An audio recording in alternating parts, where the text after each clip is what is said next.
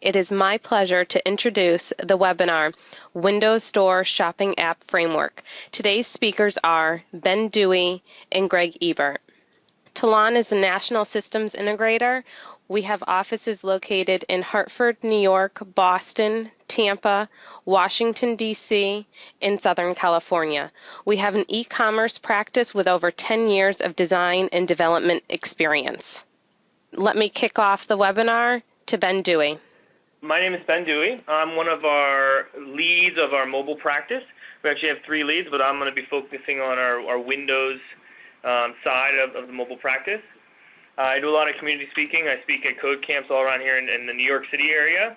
I just recently got back from VS Live Chicago, which is a Visual Studio conference that was held in Chicago. Has a lot of Windows 8 content and a lot of Microsoft content. I have over 10 years of experience in developing e-commerce applications and also applications, a couple apps within the Windows Store. And I was actually the architect and the lead developer on this shopping application that we're going to be showing you today.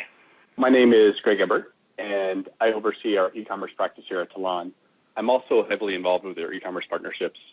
I've been working in the field for about 14 years now, dealing with clients as large as Disney and as small as internet startups kind of looking for funding. It's kind of given me a unique understanding of e-commerce and kind of where it's headed.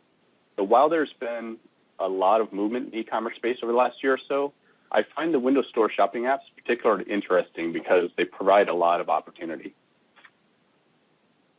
Today, we're going to start out with kind of an overview of the Windows Shopping Reference app. Next, we will discuss which e-commerce features and interactions were influenced by Windows 8. And then we'll dive into the Windows 8 Shopping Reference app architecture and some development best practices. We'll follow that up with a brief demo of the application.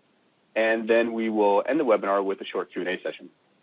Let's start off with just a brief summary about the Windows 8 shopping app itself.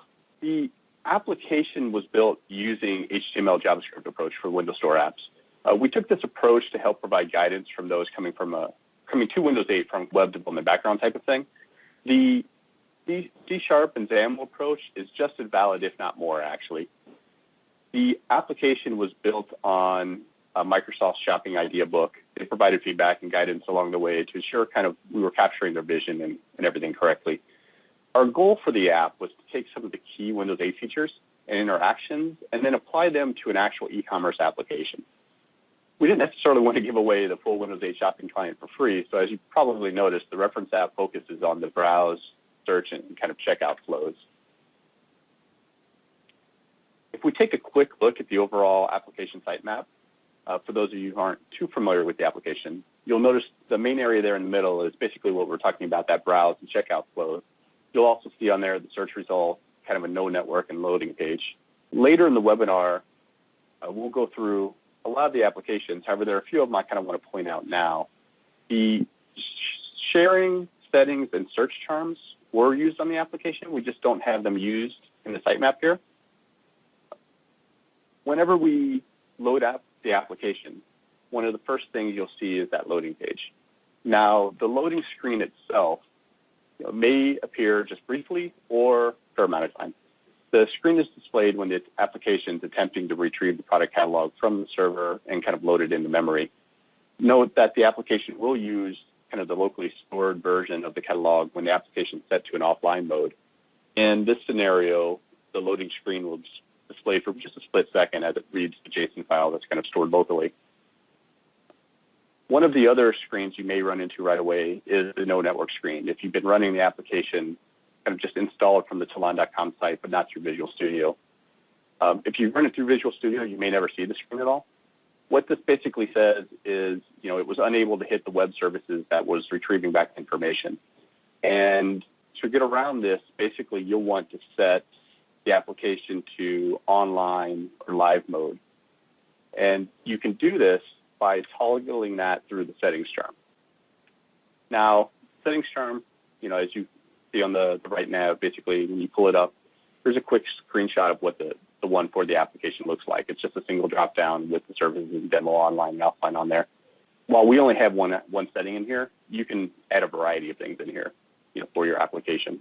You may be asking why we built the Windows 8 app in the first place. Why not just go directly to the website, If you've built other native applications for other OSs, you basically know part of the answer to this solution already. However, there are several cool features kind of unique to Windows 8 that add support that really warrant the need for a Windows Store application itself. For example, you get a much richer user experience using a native Windows 8 app. Users also would love to see their shopping cart, that they were populating, on their Windows phone while standing in Starbucks, kind of show up, on their Windows 8 app when they're sitting on their couch watching TV with their laptop later that evening. The app bars also allow you to take all that common navigation and move it into kind of an off-screen area until they need it. Frees up a lot of above-the-fold type of real estate. The live tiles are also a great way to kind of push updates to the user screen to draw them back into your app, prompting with a coupon or perhaps some sort of other teaser about new products and things. One of the biggest things I think as well here is there's already been over 100 million Windows 8 licenses sold, and according to net market share, the different flavors of Windows account for roughly 90% of the overall desktop operating system market.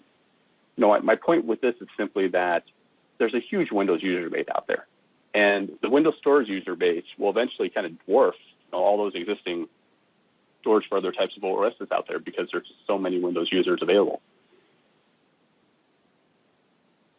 As we were designing and developing the Windows 8 shopping app, we found that there were a number of areas that Windows 8 influenced the user's interaction with several key e-commerce application features. I want to spend just a few minutes kind of highlighting those at this point. The main features that I found to be the most influenced by Windows 8 are navigation, search, browse, authentication, shopping cart persistence, offline mode, and then how to notify the user for various promotions and things. If we start by just taking a look at navigation itself, what you'll see is in a traditional web app, you have a header, a footer, and you have to take into account the browser back buttons and the forward buttons, and those can kind of play havoc on session state a little bit. Sure, the Windows Store apps have a back button embedded in them. However, you get full control over what happens when that executes.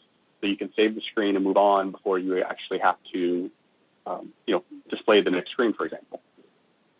Can't say that about a browser. Also, when you think of a traditional web application, you have that top navigation area that we were referring to earlier, where you have all the main categories and features that you want to kind of give the user quick access to. With Windows 8, you pull all of that into the app bar. The app bar, the top one, is great for using global links that you will carry out throughout your entire application. In ours, for example, we list out the home, all the various categories, and the cart itself. The bottom app bar is really very page specific. We only use it on 2 pages throughout the application itself, actually. The category browsing and the search results page. Both of those use it to just display filtering options. You can filter by category, filter by rating, by price. Another area that I found fairly influenced by Windows 8 is list browsing. You no longer have to really create that traditional paging design, page 1, page 2, page 3. You can design it as kind of a long scrollable list that you can kind of swipe through. During development, though, you don't need to worry about loading that giant list into memory when the page first loads up.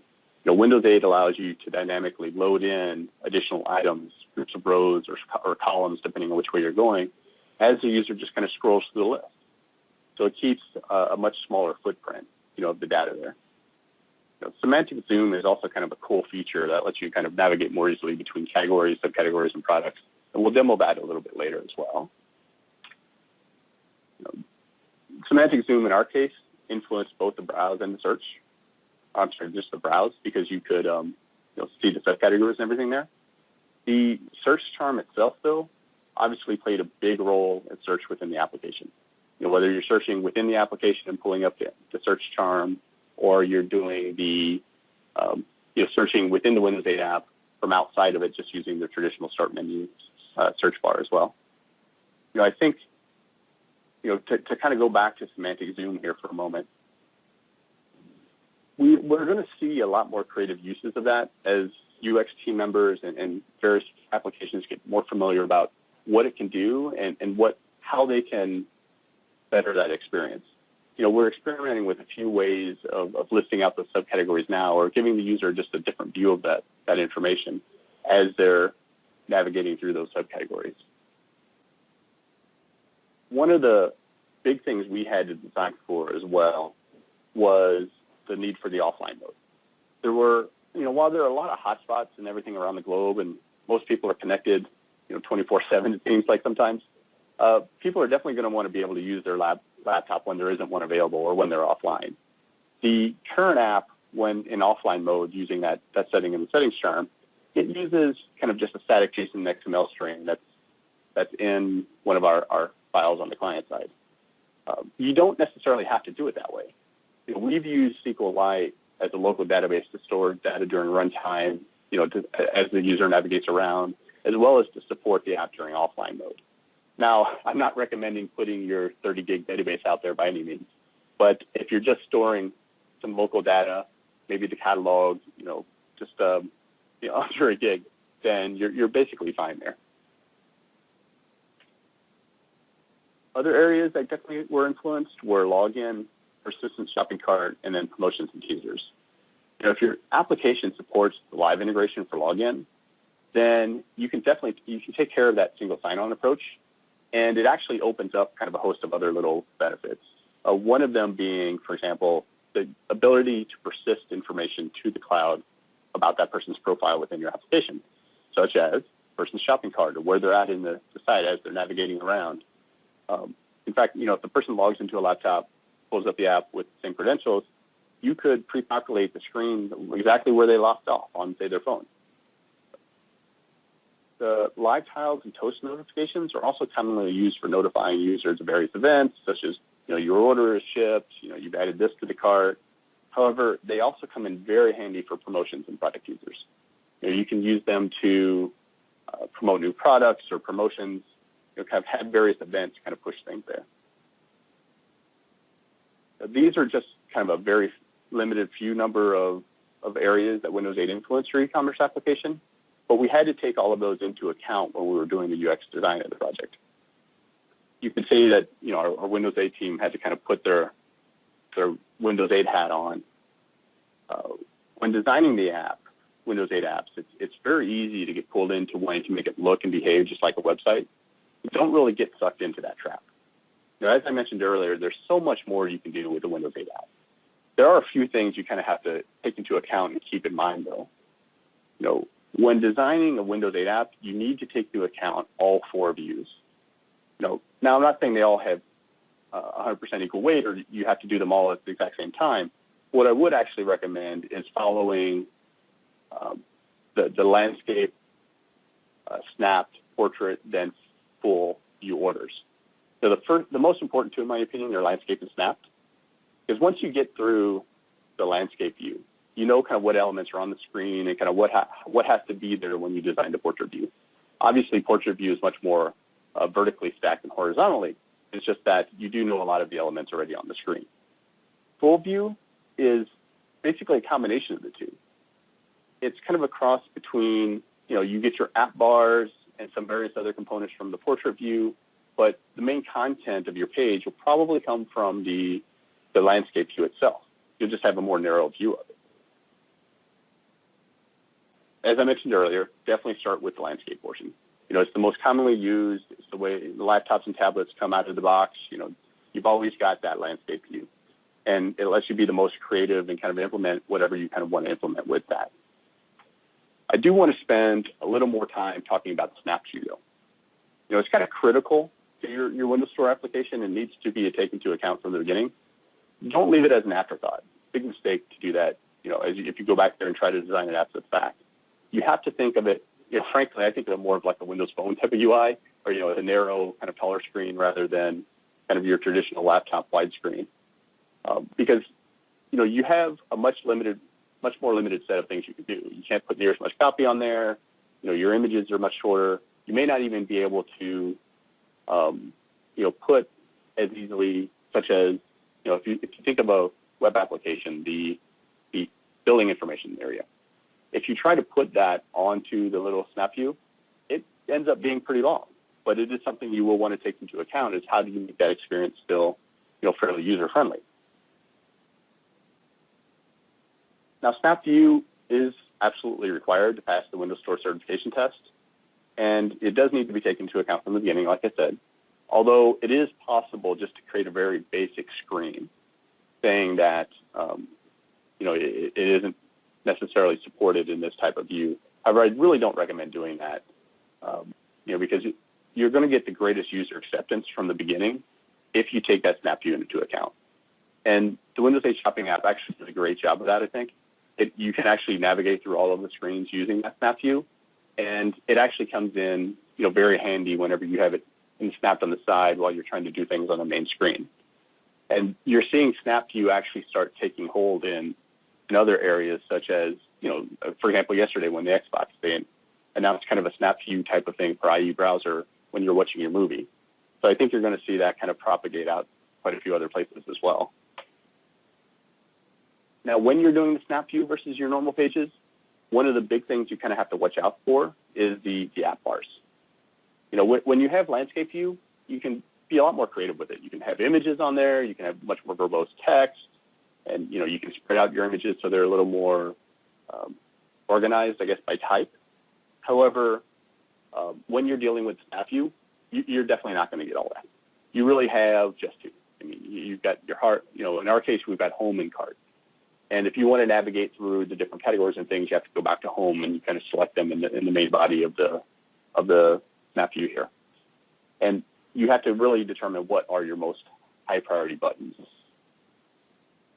Now, we've touched on just a few of the high-level UX considerations for Windows 8.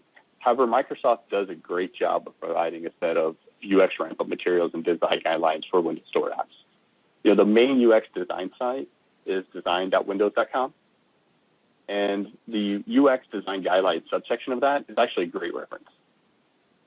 The shopping idea book that Tallan built the Windows 8 Shopping Reference app on is located on that third URL on the slide here as well.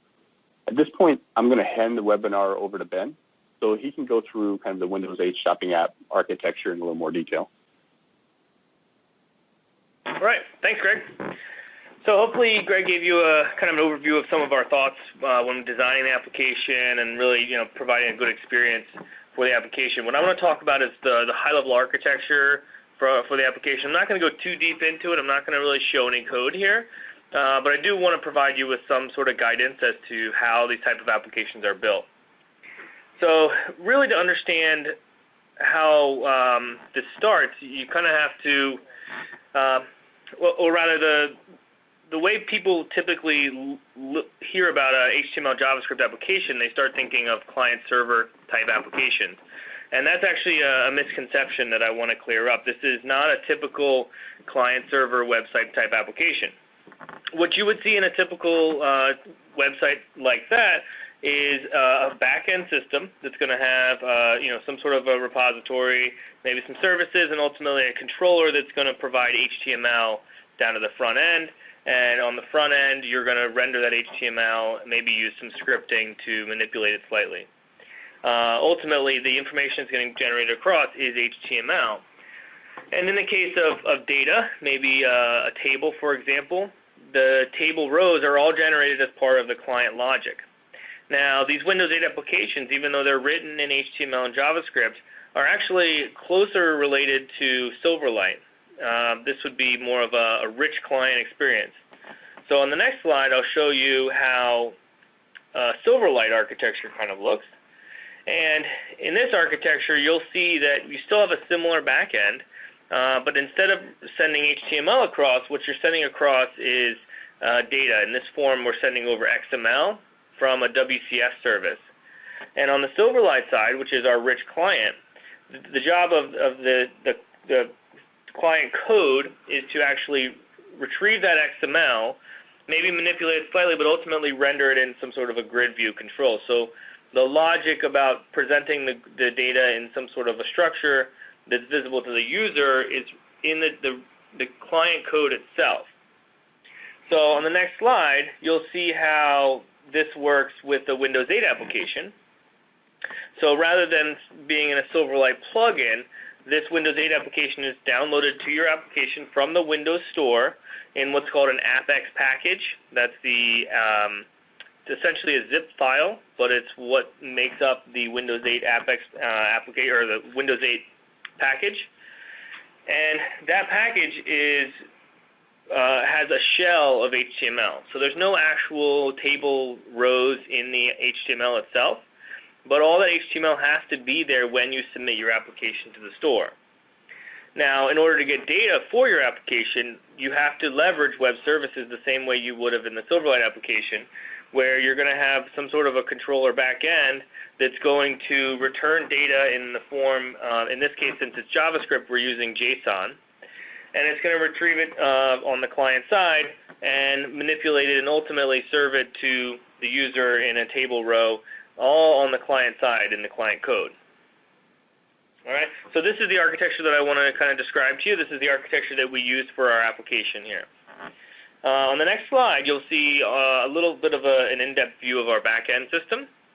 So our back-end is written in ASP.NET MVC Web API, the Web API. It's a more robust version of to support REST services. So sorry, it's a framework for REST services. And this framework allows you to have a nice, easy way to handle calls into structured URLs, but rather than return data like a typical website, these URLs are going to return data in the form of either XML or JSON. So on the next slide, you can see how the URLs can be structured to return different data. So these URLs are going to look very similar to something that you would see if you're navigating to a specific website. So if you want to hit our API/catalog, rather than return HTML for our catalog, it's actually going to return just raw JSON data. And that data is what we're able to retrieve on our client side. So this data is fairly easy to manipulate. Ultimately, these routes will provide JSON to our application, and the calls for each of these and the method are the same methods that you'd have on the controller side. So within MVC, you would typically have a controller which has various method names that represent what sort of action you're going to be taking. And what the Web API framework does is it provides an immediate mapping between the method names and the actual methods within HTTP. So in the case of these HTTP methods for GET, that will map to a GET method within the MVC controller itself. The Windows 8 client is actually built on a similar framework to what you would see with Silverlight. This is an MVVM pattern that's leveraging, that enables binding between the view and the model. Now, our model is not just the model of the data that comes back from our system. It's actually our client API wraps that up in order to provide functionality over top of it. The basic structure for what our application looks like. What I want to divert your attention to first is the right-hand side. So we have a set of services, objects within the JavaScript application, which essentially map to the methods or the methods from our web services. So you have things on here like get catalog or get product, which is getting a single product. And we also have objects to get and update shopping cart and even create a brand new shopping cart. So we've put this abstraction in place because it allows us to provide alternative implementations of our services. One of those examples would be the offline mode, but you could also see, we could also use that for our sample data as well. But you could also provide other means of services that provide an extension point in order to map those services to other applications. On the left-hand side, what we have is our API that's in the top left-hand corner. And these essentially map into objects that wrap up our data that's returned. So in the case of the catalog, we're going to return our catalog from our services, which is just going to be raw JSON data. And that catalog is then going to be sent into the constructor of our API catalog class, in which case we can call methods on it like get areas, get products for a specific area, which just provides some filtering functionality and grouping over top of our data, and ultimately searching as well. So what this does is it provides, again, a mechanism for providing code on top of just raw JSON data. So our API has a number of different classes. The catalog and the shopping cart are our primary means of communicating with the data on the services side. We have our settings, which provides data into either local or roaming storage within the Windows runtime. And we also have an event aggregator pattern, which allows us to take logic or take events that occur within our application and isolate them from the actual functionality that's occurring. So the example would be in the shopping cart. If you add an item to the shopping cart, we want to update our live tile to display some information about the item that was added to the shopping cart. We also need to update the app bar with the number of items in our shopping cart and a number of other areas that you could potentially manipulate. Now, rather than make our shopping cart add functionality very complex and mix all the concerns within that functionality, what we do is we ultimately publish an event through the event aggregator whenever somebody adds something to the shopping cart, and then in a loosely coupled fashion, other parts of the system can listen to that event and fire functionality that's dedicated to its role, which would be updating the tile, for example. And this is really the core on which our application sits. It allows our application to, our view models to communicate with our services in a nice kind of structured fashion. And then ultimately our view is going to communicate with our view model, and that's going to communicate directly with the client API, and that's how all this functions in the system. Okay, so that's really the high-level bit of the architecture that I wanted to show you for today.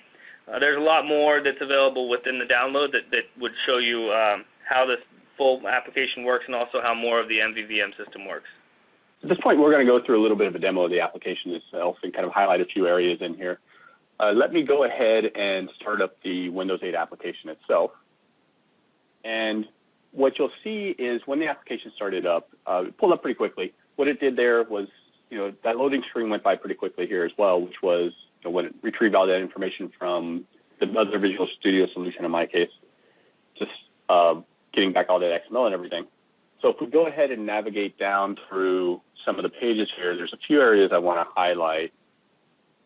One of them, dealing with the category page itself, is we have all the products that are listed out by subcategory here. However, if you go to the semantic zoom version of this, what you'll see is, we list out those subcategories, the high-level ones, and you have some different images here.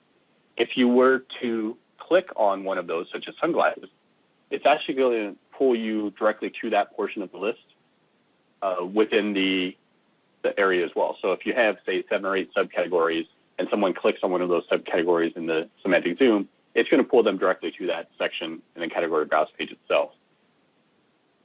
If we go to one of the product pages here as well, one of the things that kind of is maybe a little obvious, but not everyone may catch it, is these thumbnails here, the tiles. You can click on them and it actually toggles the main image just based on the thumbnail itself.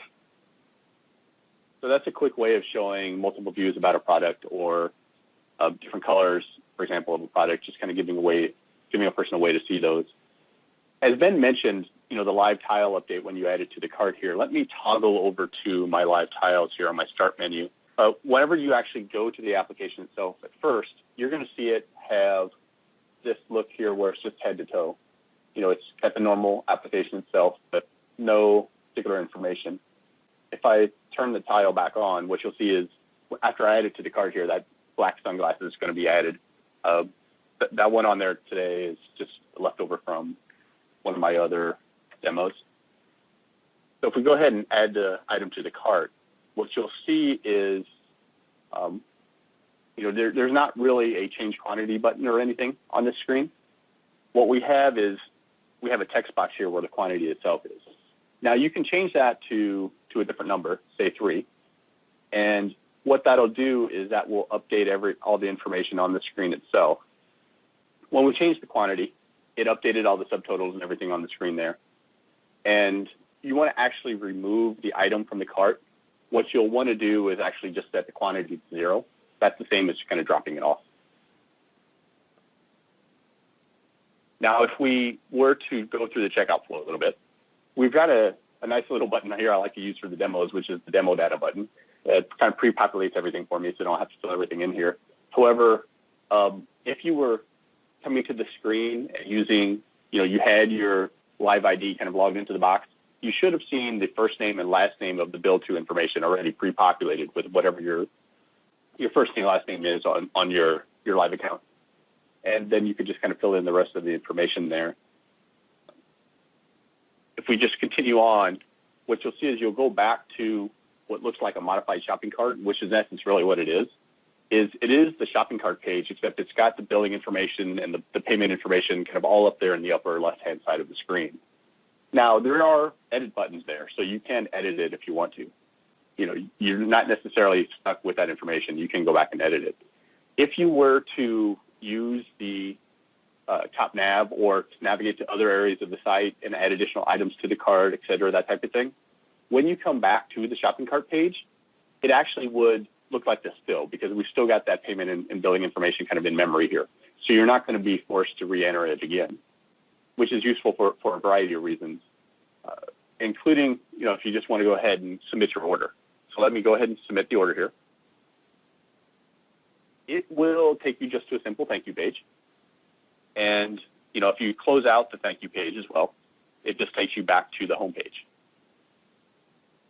Now, that's kind of the extent of the checkout flow with the head-to-toe application. There's other things we can build into the application eventually, like the My Account areas and different things like that. But this kind of gives you the highlights and main features there of the Windows 8. One of the items I do want to point out while we're in here, though, as well, is the actual settings charm. So let me pull up the settings charm here.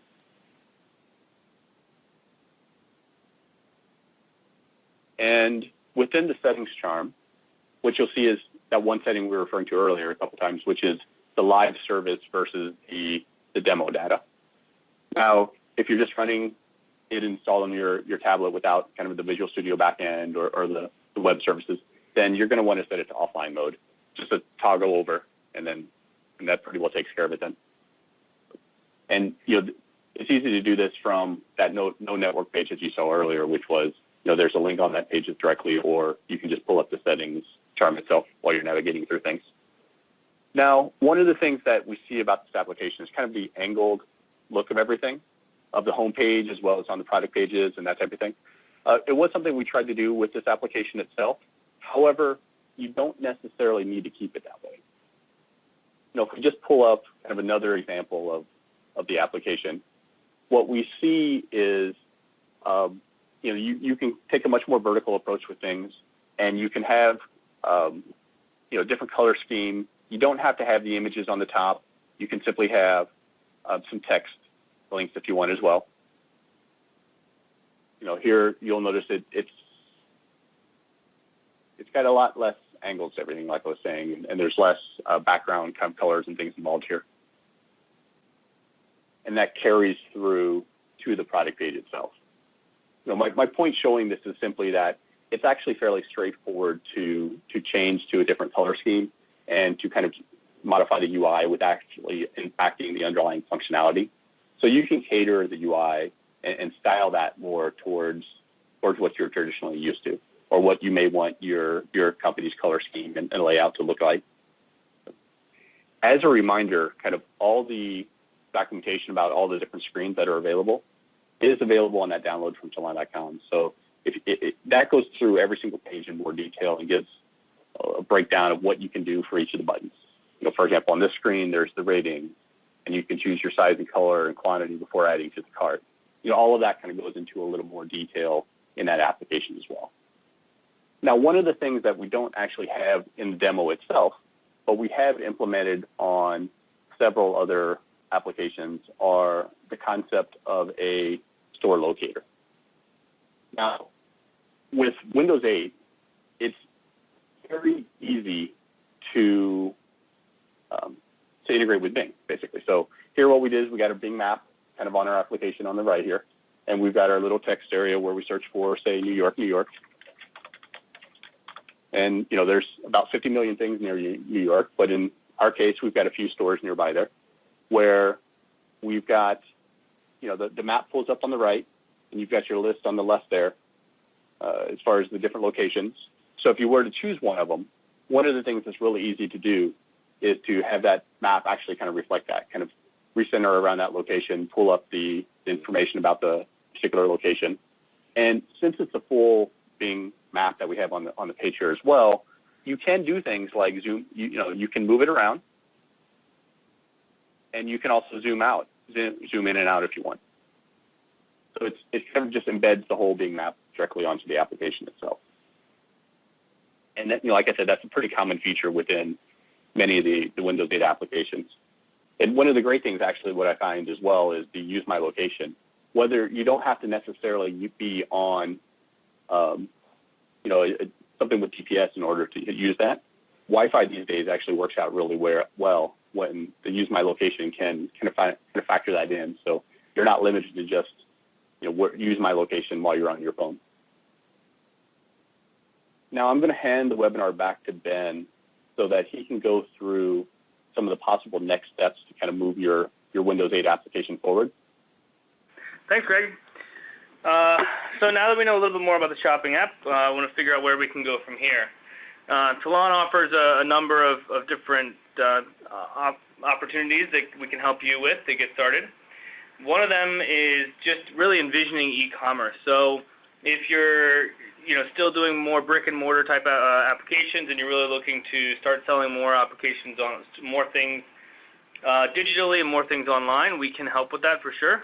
We can help you put a game plan together, figure out the best opportunities to make the most out of an e-commerce opportunity for your company.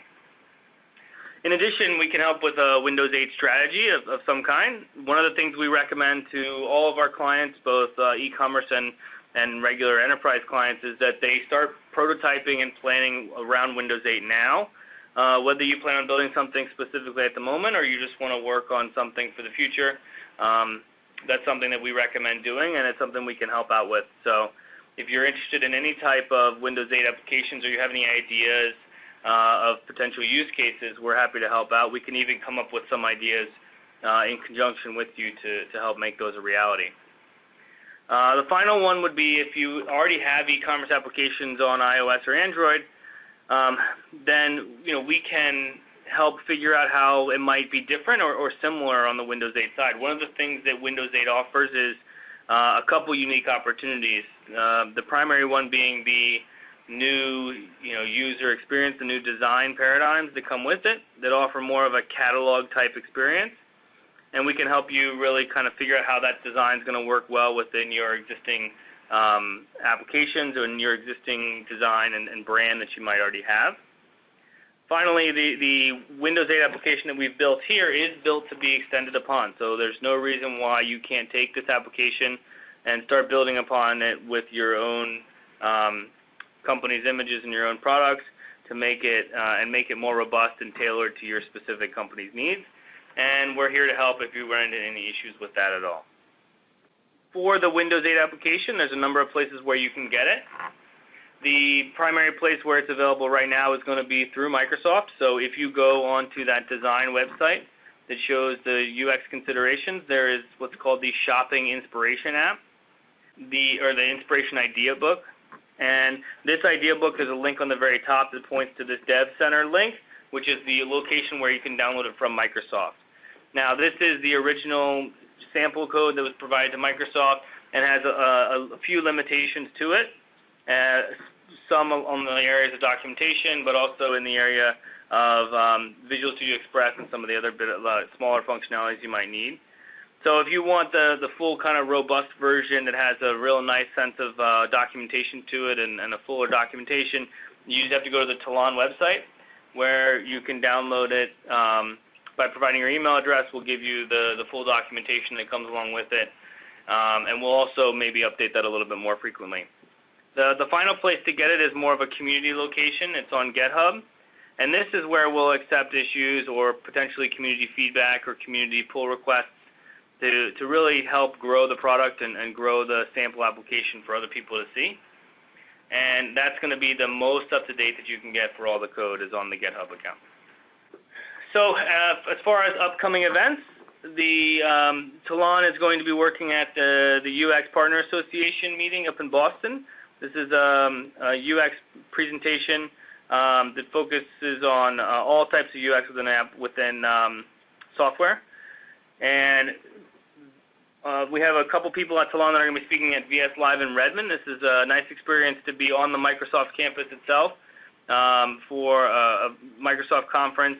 And I will be speaking there myself on a couple Windows 8 topics. And we also do webinars pretty much every month. We do webinars. I think we've had multiple webinars this month. And you're welcome to keep an eye on our website for upcoming events and other webinars, and we welcome you back for any of those. Thanks, Ben. I know we covered a lot of information today, so let me just take a minute to kind of recap what we discussed. The Windows 8 Shopping Reference App is a great starting point for your own Windows Store shopping app itself. Of course, Tallan will be more than glad to help you develop that app and kind of customize or give you feedback on kind of what we've done with the Windows 8 app itself. Windows 8 should influence the design and the implementation of your app from the beginning. Yes, it's built on Windows 8, but obviously there's a lot of features and things there that you want to take advantage of. If it isn't influencing your design, then you're probably not in the right UX design mindset.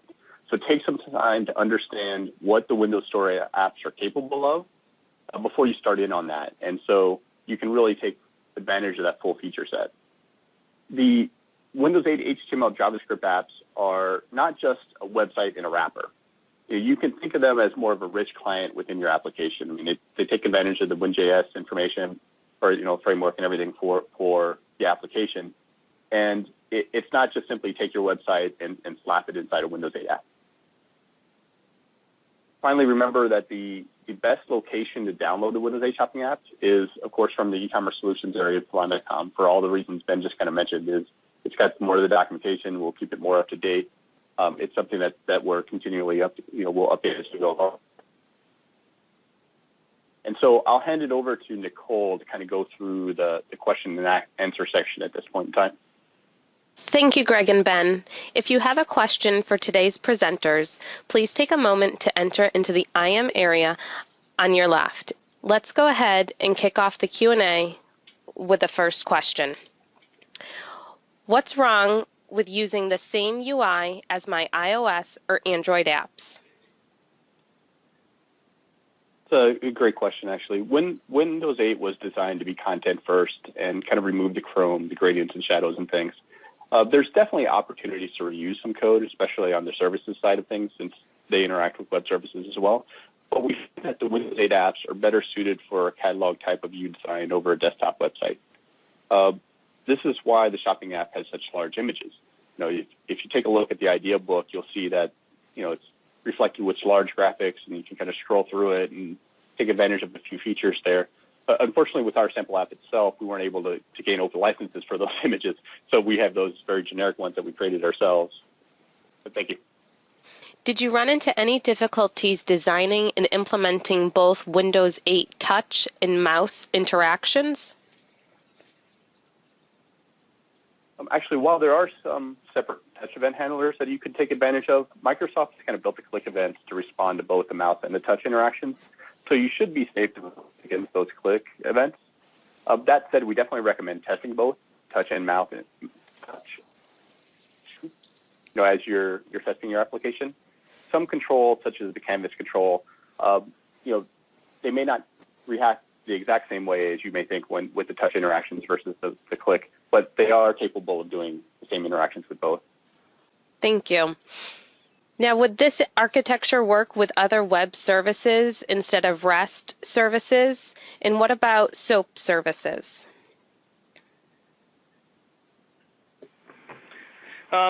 Yeah, totally. This application will work with all kinds of services. That was one of the reasons why we put in the abstraction layer there for offline and sample data. It allows you to really swap out those services with any types of services that you need to retrieve your data for. If you talk about SOAP, then it's actually somewhat difficult within JavaScript. If you've ever seen, there's a few frameworks out there that allow SOAP within JavaScript, but they're not really easy, and this is why we've chosen JSON for this particular application. What that does bring up is a really nice use case, actually. Windows 8 applications offer a unique hybrid mode, which allows you to share code and actually execute code from JavaScript into a C# class library. So you can take your existing C# JavaScript application and call it into C# code. And if you've ever done C# with SOAP with C#, you know that that's very easy. So it allows you to really optimize the language of choice for a specific bit of functionality, in this case using C# for the SOAP bit of functionality, and having JavaScript, which is good with the UI, communicate with that C# pretty seamlessly. So great question. Thank you. And you mentioned that the application works offline. How does this work? So actually what we've done is we kind of provide a catalog version as well as a full catalog. And it allows us to download the catalog for the first time using an asynchronous paradigm. So one of the things about Windows 8 applications is that they're forced to be asynchronous by nature. It's a very common problem in typical rich client applications is that there's a main UI thread. And lots of software would typically block that UI thread. So in the new frameworks that have come about, they really force you to do all of your work that could potentially block the UI thread in an asynchronous fashion. So we download the catalog based on the version that you need, and we allow the application to run in a fully synchronous mode and not provide a lot of asynchronous activity. What that does is it actually provides two benefits. One is it gives you a little bit of an offline experience. So if you happen to go offline or you happen to be in a subway for a moment and during your browsing experience, it doesn't really affect the application performance or usage. And then the final bit is it actually helps the development team quite a bit because you don't have to think about asynchronous development throughout the entirety of throughout the whole application. You're really just focusing on the asynchronous code that you need in the very beginning to download the catalog, and then the rest of the code can be simplified. Thank you. If there aren't any more questions at this time, if you do have a question later on, though, please feel free to email us at the email address on the screen. We hope you found today's webinar informative and helpful. Thank you and have a great day.